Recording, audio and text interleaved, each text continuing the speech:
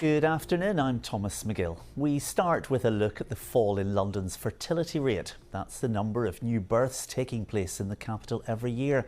Now, London Assembly's Economy, Culture and Skills Committee is warning that without urgent action, it could impact London's economy. Well, Megan Owen reports from the borough with one of London's lowest fertility rates. It's a full class at the Zip Zap Baby Music Group in Islington. But this lively scene doesn't tell the whole story. Across the borough, fewer babies are being born than almost anywhere else in London. People are moving basically for schools, for more space in their houses, more affordable housing in other boroughs. Tiffany had her first baby this year, but is now moving back to Luxembourg with her family after realising having a second one would be too expensive in London. Prices is a huge factor, like it's increasing, and renting is as well. You're making the decision to move back to Luxembourg? Yes, exactly. Luxembourg is a country when childcare is free. Patrick, who has 2 young children and lives in social housing, is also considering leaving. We live in a 1-bedroom as well, 2 kids, so our living room becomes our bedroom, our one bed becomes the kids' room, and it's one of those things where you just have to juggle and make use of the space. At 0.99, Islington has the lowest fertility rate in the capital, apart from the City of London. By comparison, England's average is 1.4, down from 1.9 in 2010. Here, renters spend nearly half their income on rent. The average home costs almost 12 times the average salary, and it has some of the country's longest social housing waiting lists and highest childcare costs. Many schools have also closed in the area due to falling pupil numbers, which led parents to protest last year. There are warnings that the challenge is existential for London. We need to tackle this as an absolute emergency. If that continues on the current projections, we'll see a donut effect where we've got virtually no children left in inner London and only in the outer boroughs. That would be an existential challenge for London. The London Assembly has urged the Mayor and the government to help ensure that children are growing up in every London postcode by building more homes and creating more play and recreational spaces. It's not always the easiest thing to talk about, but I've had some really honest chats with people here in Islington. Some say that kids just aren't for them, others say that they've struggled to have them. But I was interested in how the younger generation feel and whether kids are even on their radar at this point. Students Millie, Charlotte and Jess, who live in the borough, were happy to chat to me about their thoughts.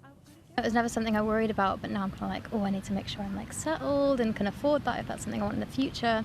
Obviously that's very stressful at the moment with cost of living and the way the job market is. And then within that environment, it's like, well, do I want to bring someone else into that if I can't actually support myself at this point? The Mayor says he's tackling these pressures by increasing affordable housing, funding free school meals and supporting public services.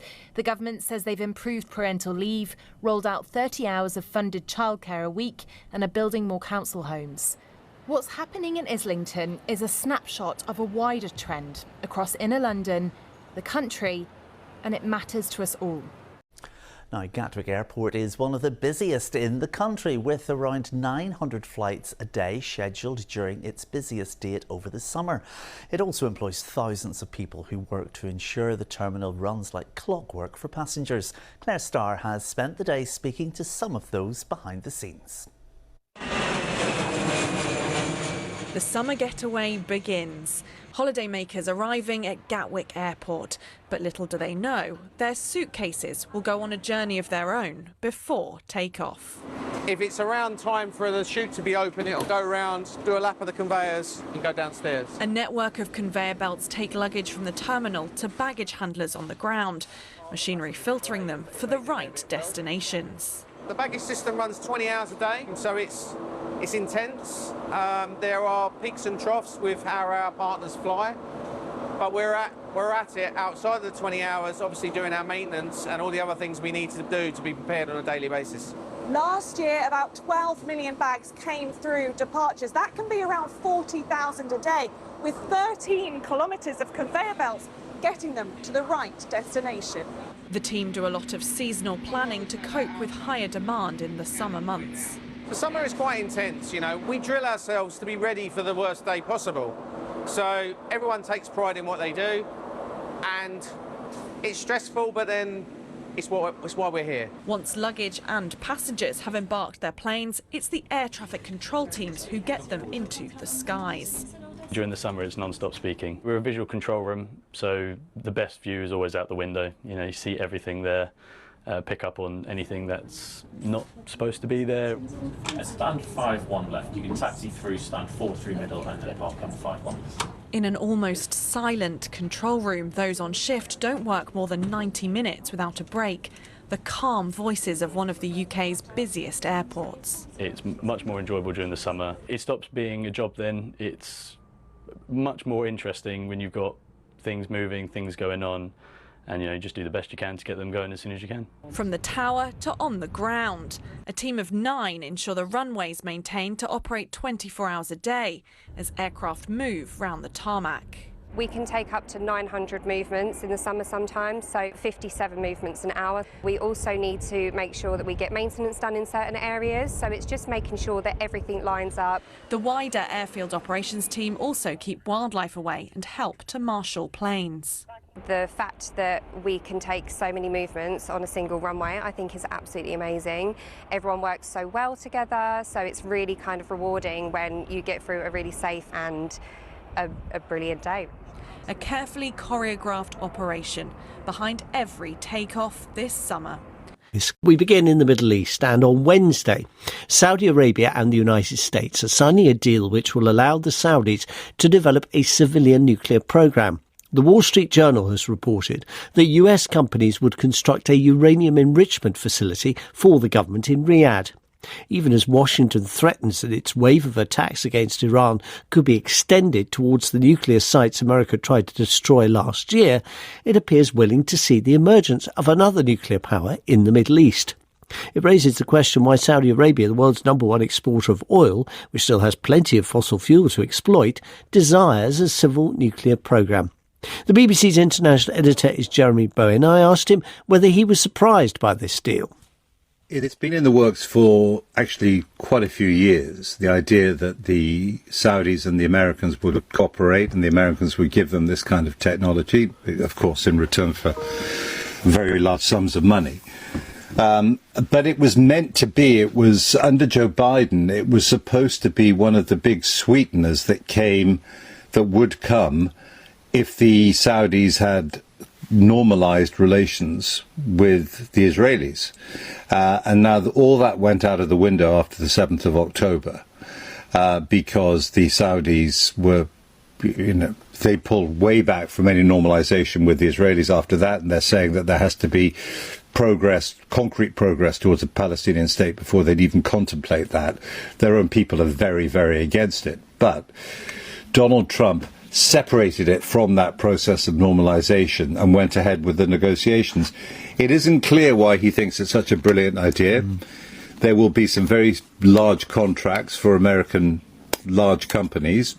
That's something that he tends to like.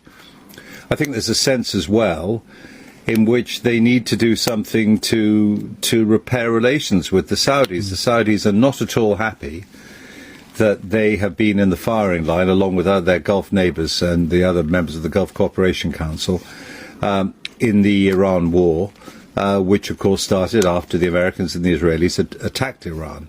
And it's something, so they are looking potentially elsewhere. The Saudis might have, say, gone to the Chinese. That's something the Americans would absolutely have hated and not countenance. So they have done this deal, but the concern about it that people have raised, not least the Israelis, is that it gives the Saudis, it seems anyway, the reporting is it gives the Saudis the capacity to enrich uranium, which is the issue which has made people so concerned about Iran's nuclear program, because the highly enriched uranium can be used to make a nuclear weapon. President Trump clearly sees a difference between Saudi Arabia and Iran. One country trusts the other, he does not. But I wonder how it's going to go down with some of those other Gulf countries you mentioned, where the US has, for example, restricted their ability to enrich uranium. I'm thinking of the UAE. Yeah, the UAE did a deal with the Americans ages ago, about 15 years ago, in fact. But in that deal, there was a no enrichment clause, and there isn't one with the Saudis. There have been some divisions lately between the Saudis and the Emiratis. They've responded in different ways to the war. The Emiratis have very much doubled down on their relationship, security relationship especially, with the Israelis, because they had already normalised relations. The Saudis are rather different. So yeah, I mean, I'm sure they won't like it. And also, there are legitimate questions to be raised about the possibility of proliferation. Maybe not now, but sometime in the future. Of course, these plants will take many years to get up and running. But once you share the knowledge is shared.